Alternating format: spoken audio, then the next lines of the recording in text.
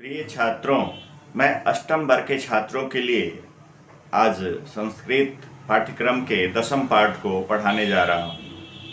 शीर्षक है नीति नवनीतम। ये मनुस्मृति के कतिपय श्लोकों का संकलन है। इसमें मनुस्मृति हमारे आचार्य मुनिवर मनु के द्वारा लिखी गई जो रचना है उसको मनुस्मृति नामक ग्रंथ में संकलित किया गया है। व्यक्ति के व्यवहार संस्कार के परिवर्धन हेतु इनमें श्लोकों का संकलन है। प्रथम श्लोक, अभिवादनशीलस्य नित्यं वृद्धोपसेविनः चत्वारि तस्य वर्धन्ते आयुर्विद्या यशो बलम्। अभिवादनशीलस्य नित्यं वृद्धोपसेविनः चत्वारि तस्य वर्धन्ते आयुर्विद्या यशो बलम्। केषां जनानां आयुर्विद्या यशो बलम वर्धन्ते, कहा कि किन लोगों की आयु विद्या यश और बल बढ़ता है। तो अभिवादनशील से, जो प्रतिदिन अपने बड़ों का अभिवादन करते हैं। षष्ठी एकवचन है। नित्यम, नित्यम माने सर्वदा, न केवलम एकस्मिन् दिने अभिवादनं करोति अपितु प्रतिदिनं नित्यं अभिवादनं करोति। तेषां छात्राणां तेषां मानवानां आयु विद्या यशः बलम। आयुर्विद्या, आयुः जोर विद्या। वृद्धोपसेविनः, वृद्धोपसेवी से बना है वृद्धोपसेविनः, यानी वृद्धान उपसेवितुम शीलम यस्य असौ वृद्धोपसेवी। ते वृद्धोपसेविनः, वृद्धान उपसेवितुम शीलम येषां ते वृद्धोपसेविनः। बूढ़ों की सेवा करना स्वभाव है जिनका, ऐसे वृद्धोपसेविनः। और अभिवादनशील और वृद्धोपसेवी लोगों की, बूढ़ों की सेवा करने वाले ऐसे स्वभाव वाले लोगों की चत्वारि तस्य वर्धन्ते। चत्वारि माने 4 चीजें उनकी बढ़ती है, आयु विद्या यश और बल। आयु, आयुः जोड़ विद्या, आयुर्विद्या, यहाँ संधि है, विसर्ग का रेफ हो गया है। यशो जो देख रहे हैं वह भी यश है, और बलम, इन 4 चीजों की वृद्धि होती है। दूसरा श्लोक है, यम माता पितरौ क्लेशं सहेते संभवे नृणाम न तस्य निष्कृते शक्या कर्तुं वर्षशतैरपि। कर्तुं वर्षशतैरपि, कर्तुम है क्रिय और तुम, सहेते माता पितरौ क्लेशम सहेते। माता पितरौ है द्वंद्व समास है, माता च पिता च माता पितरौ, ये इतरेतर द्वंद्व है। द्वंद्व समास के कई भेद किए गए हैं, इतरेतर द्वंद्व, समाहार द्वंद्व और एक शेष। यहाँ पर इतरेतर द्वंद्व है। माता च पिता च माता पितरौ, और पितरौ भी होता है, माता च पिता च पितरौ, वह एक शेष द्वंद्व में के उदाहरण में आता है। कहा कि माता और पिता जो कष्ट सहते हैं अपने बच्चों को जन्म देने में, संभवे नृणाम, नृणाम मतलब मानवा नाम, नरी नाम, नरी माने मानव होता है, यानी अपने पुत्रों को जन्म देने में जो कष्ट का सहन करते हैं, कष्ट की अनुभूति करते हैं। यम क्लेशम, जिस कष्ट को सहते हैं माता और पिता अपने पुत्रों को जन्म देने में, न तस्य निष्कृतिः शक्या कर्तुम वर्षशतैरपि। वर्षशतैः जोरपि, वर्षशतैरपि, वर्षशतैः माने सैकड़ों वर्षों में भी, न शक्या निष्कृतिः कर्तुम तस्य, या तस्य निष्कृतिः कर्तुम न शक्या। कहता है सैकड़ों वर्षों में भी उसका जो उस कार्य के बदले में उस कष्ट के का निस्तारण करना, उस कष्ट के दूर करने में वह समर्थ नहीं हो सकता है, या उस कष्ट का जो पारितोषिक उन्हें मिलना चाहिए वह सधाने में, उस कर्ज को सधाने में पुत्र समर्थ नहीं हो सकता है। जिस कष्ट का सहन माता पिता अपने बच्चों को जन्म देने में करते हैं, उस कष्ट को वह ऋण मुक्त नहीं हो सकता है। सैकड़ों वर्षों में भी उस कर्ज की निष्कृति नहीं हो सकती, मतलब उसके कर्ज को समाप्त करने में वो समर्थ नहीं हो सकता, उसके पास वह सामर्थ्य नहीं हो सकता जो उस ऋण से मुक्ति पा सके, है ना। ऐसा ऋण माता पिता अपने बच्चों को देते हैं। चूंकि इतना कष्ट होता है उनके जन्म में, तो यम द्वितीय एकवचन है। यह यम माता पितरों स्पष्ट हो गया। क्लेशम सहेते कष्ट को सहते हैं। और संभवे मन उत्पन्न होने में, उत्पन्ने सत्य उत्पन्ने, नृणाम मानवानाम षष्ठी बहुवचन है। निष्कृति समझ ही गए कि निस्तार यानी उसके कर्ज की मुक्ति, कर्ज से छुटकारा। कर्तुम क्रीज और तुमुन है। शक्या सक धातु से यत प्रत्यय लग करके शक्य बनता है, उसे स्त्रीलिंग में शक्या हो गया। निष्कृति स्त्रीलिंग है इसीलिए। अब वर्ष सतई रवि, वर्ष सतई जो रवि, वर्ष सतई रवि, यहाँ विसर्ग का र हो गया है, विसर्ग से रत्व। 2 श्लोक हो गया। तीसरा है तयोर्नित्यं प्रियं कुर्यादाचार्यस्य च सर्वदा तेष्वेव त्रिषु तुष्टेषु तपः सर्वं समाप्यते। कहा कि तयोः नित्यं प्रियं कुर्यात्। तयोः मतलब माता पित्रोः, माता और पिता दोनों का, और आचार्यस्य च और आचार्य का, यानी इन तीनों का सर्वदा माने हमेशा, प्रियम कुर्यात् उनका प्रिय करना चाहिए। उनके लिए हमें हमेशा अच्छा आचरण करना चाहिए उनके समक्ष। कहा कि तेष्वेव त्रिषु तुष्टेषु, उन तीनों के प्रसन्न होने पर हमें सभी प्रकार की तपों की प्राप्ति होती है। यानी सारे तप हमारे माता पिता और आचार्य के साथ अच्छे व्यवहार से ही शुरू होते हैं।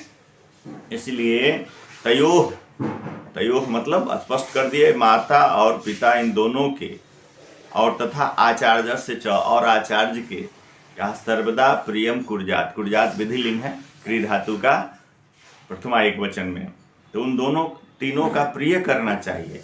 तेष्वेव, तेषु जो रेव, त्रिषु तुष्टेषु, तेषु त्रिषु तुष्टेषु एव, उन तीनों के प्रसन्न होने पर ही सभी प्रकार की तपस्याएं, सभी प्रकार के तप की प्राप्ति होती है। यानी सभी प्रकार से आप यश को अर्जित करते हैं, ठीक है, अब तप को प्राप्त करने में समर्थ होते हैं। उसके बाद चौथा श्लोक है, इसमें कहीं कोई दिक्कत नहीं है। तयोः जो नित्यम, तयोर नित्यम सर्वदा अव्यय है। तेष्वेव में यन संधि है, तेषु जो रेव।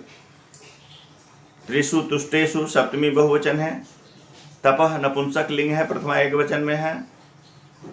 शम आप्यते, समाप्यते है। उसके बाद चौथा श्लोक है सर्वं परवशं दुखम सर्वमात्मवशं सुखम एतद् विद्यात् समासेन लक्षणं सुख दुःखयोः। सर्वं परवशं दुखम सर्वं आत्मवशं सुखम एतद् विद्यात् समासेन लक्षणं सुख दुःखयोः। कहा कि परवशम दुखम सर्वम, दूसरे के अधीन जो कुछ है वह सब दुख है। सर्वम आत्मवशम सुखम, और अपने अधीन जो कुछ भी है वह सब सुख है। यानी अपने अधीन जो कार्य हो वही करना चाहिए, उसे सुख की प्राप्ति भी होती है और उसमें सुख भी है। और दूसरे के अधीन जो है वह दुख है।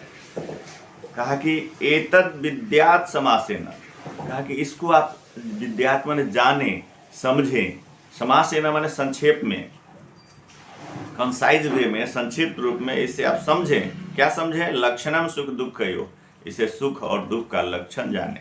सुख दुःखयोः में षष्ठी द्विवचन है ना। कहा कि अपने अधीन जो कुछ भी है वह सुख है। सर्वम आत्मवशम सुखम और सर्वम परवशम दुखम, और दूसरे के अधीन जो कुछ भी है वह दुख है। यानी दूसरे के अधीन जो कार्य है, इसको संक्षेप में सुख और दुख का लक्षण जानना चाहिए। इसे सुख और दुख का लक्षण समझना चाहिए, यानी इसे सुख और दुख का लक्षण समझें। एतद् जोर विद्यात् है, जो समासेन, समास का अर्थ होता है संक्षेपण, समासेन माने संक्षिप्त रूप में। 5वां श्लोक है यत् कर्म कुर्वतो अस्य स्यात् परितोषोऽन्तरात्मनः। यत् कर्म कुर्वतो अस्य स्यात् परितोषोऽन्तरात्मनः तत्प्रयत्नेन कुर्वीत विपरीतम तु वर्जयेत्। कहा कि जिस कर्म के करने से, यत् कर्म कुर्वतो, कुर्वतः सत्री प्रत्यय लगा हुआ है, क्रीज और सत्री, कुर्वत बना, कुर्वत से बना दिया, कुर्वतः करते हुए, जिस कर्म को करते हुए कहा कि परितोषः अंतरात्मा, अंतरात्मा जो है परितुष्ट होती हो, प्रसन्न होती हो, है ना, अंतरात्मा खुश होती हो। स्यात्, स्यात् माने भवेत, अस धातु का विधिलिंग का स्यात् होता है। भू धातु में जो भवेत होता है, अस धातु में स्यात् है। परितोषः, परि उपसर्ग है, तुष धातु है, घय प्रत्यय लेकर के परितोषः बनता है। अवग्रह देख रहे हैं, ऐसे तोड़ेंगे तो अंतरात्मा न हो जाएगा, यानी अंतरात्मा जिस कार्य के करने से कहता है अंतरात्मा प्रसन्न होती है, खुश होती है, तत्प्रयत्नेन कुर्वीत, उसी कार्य को प्रयत्न पूर्वक करना चाहिए।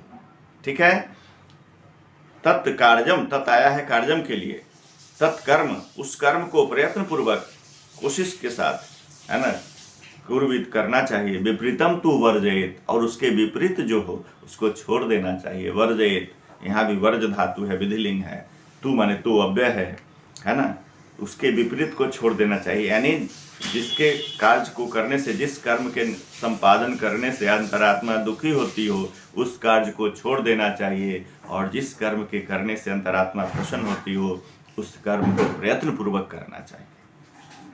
और ये छठा श्लोक है, दृष्टिपूतम न्यसेत पादम वस्त्रपूतम जलम पिबेत सत्यपूतां वदेद वाचम मनः पूतं समाचरेत। दृष्टिपूतं न्यसेत पादं वस्त्रपूतं जलं पिबेत सत्यपूतां वदेद वाचम मनः पूतं समाचरेत। कहा कि दृष्टिपूतम, दृष्टिभिः पूतं पवित्रीकृतम, जो नेत्र के द्वारा पवित्र किया गया हो, अर्थात पवित्र नेत्र से हमें अपने पैर, कदम, पादम माने कदम, पैर, निश्चित माने रखना चाहिए, पाद प्रक्षेपण निश्चित माने आगे रखना। कहा कि यानी हमें पवित्र दृष्टि से पैर आगे रखना चाहिए, मतलब हमें पवित्र स्थान पर कदम रखनी चाहिए।